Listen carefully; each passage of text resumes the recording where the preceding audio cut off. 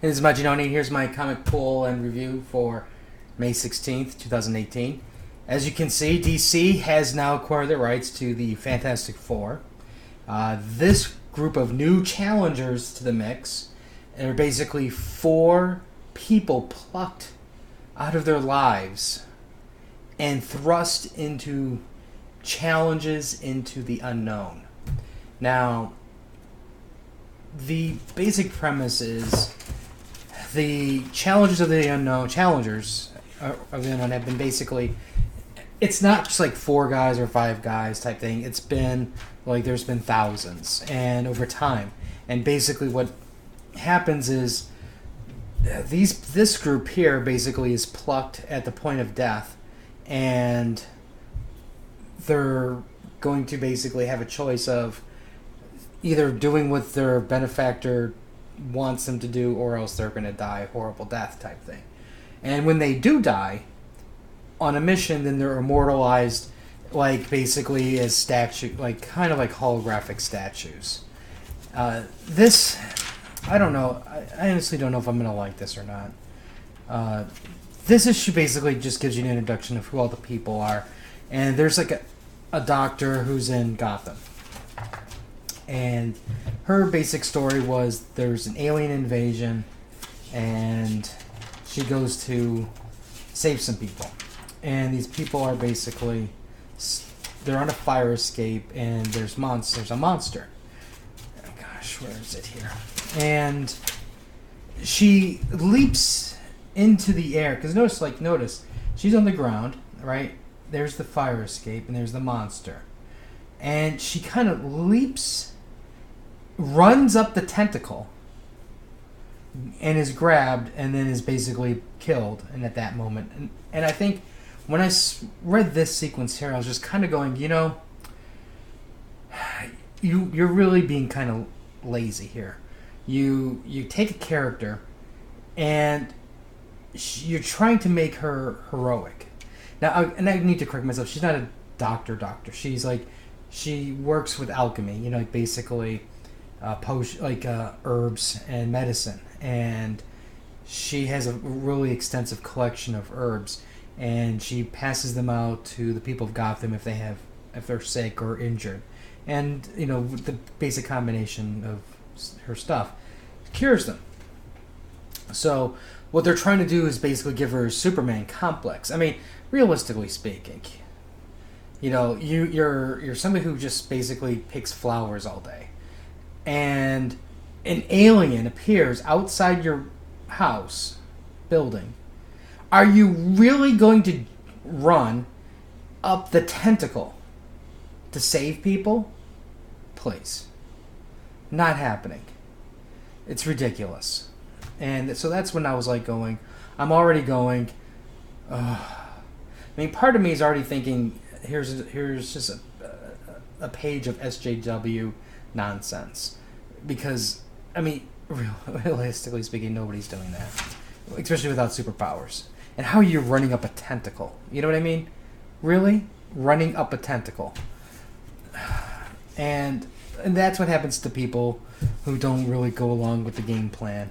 And it ends predictably. It's like bad things happen when they go to their mission point. Here's the sad thing. The new challengers is a great premise. A group of average people. Maybe some might have a better athleticism. Maybe some have better weapon skills, higher intelligence. Something to balance the team out. But they're not superheroes. They don't act like superheroes, and they go into extreme danger. Either for the thrill of the exploration, or because there's something very wrong and they need to fix it because nobody else is available to fix it. So I like that premise, but I have fear with this one. I think that I just think the story's gonna be derailed, and I know most of my fears because I already saw the glimpse of the SJW Super Warrior. Okay, damage number 5. Here's another one where it's basically some SJW-ness creeps in. You have a group of mercenary types, and they bust through a door here, and they're looking for somebody. And the guy there is going, "I'm documented," and they're like, "Well, we're not looking for that." Is your first... Okay, granted, I understand that people have a different perception and whatnot, but these do not look like ICE people. These do not look like FBI agents. These people who don't work within rules. So I don't know why that was the first thing out of the guy's mouth. And I think that you could have still done this whole story without even adding that in there, and it could even have a bigger punch, rather than adding a little touch of social commentary. The rest of the book, it's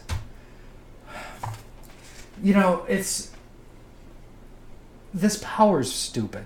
Let's be honest.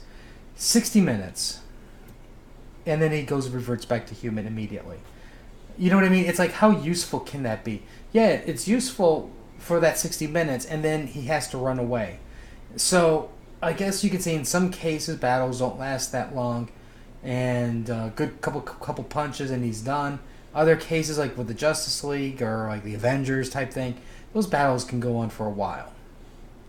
Especially, they don't always build up and then go. Build up and its climax. It's build up slowly.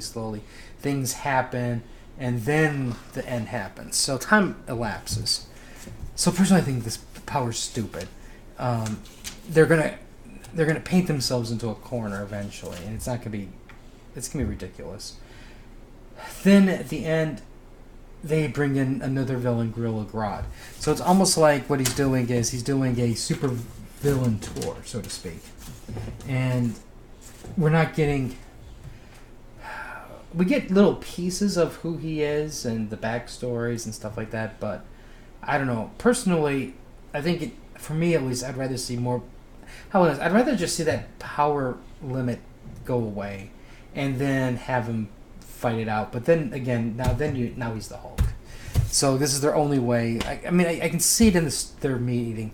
Well, we got this guy. He's super powerful. He's like the Hulk, but he's like purple, and his pants even expand just like the Hulk. And they're like, well, we can't really do that because he's like the Hulk. And they go, well, 60-minute time limit power. And they're like, okay, that sounds good.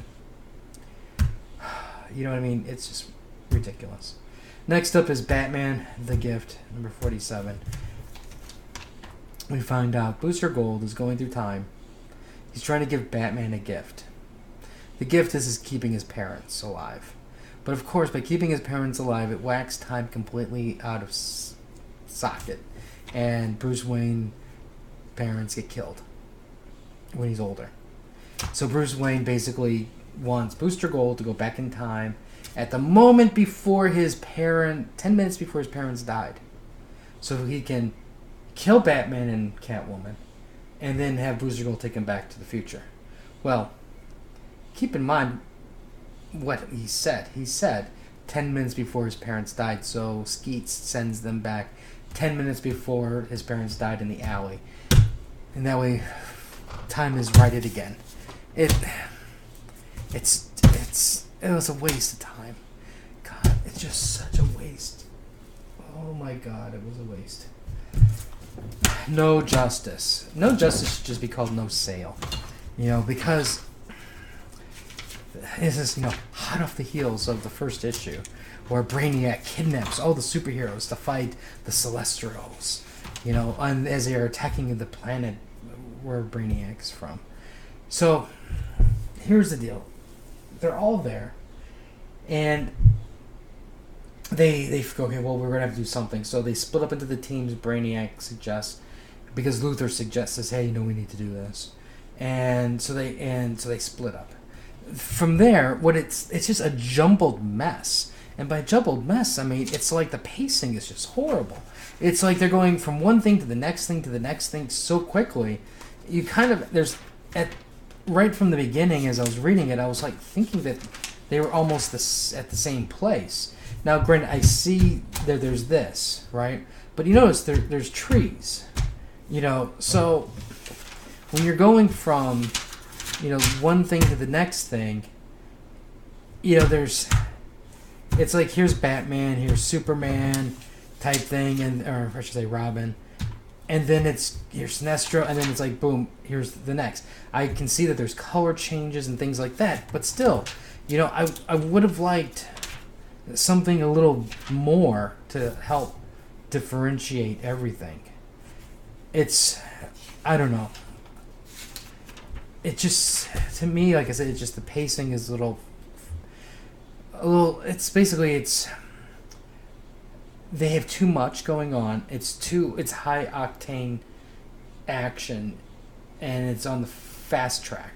But then, yet, they're not slowing down enough to properly go, okay, here's the setting, here's this one, here's that one, go forth and conquer.